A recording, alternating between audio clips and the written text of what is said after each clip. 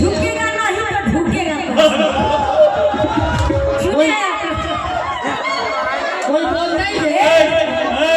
नेहा जी फिर से बोलिए इस शब्द कौन गाना था? कौन बोल नहीं है? क्या गाना क्या था? झुकेगा नहीं तो ढुकेगा कैसे? इधर आइए। 500 ना 1000 एक और भी जिंदा ना बोला। ले 1000 चल बजा।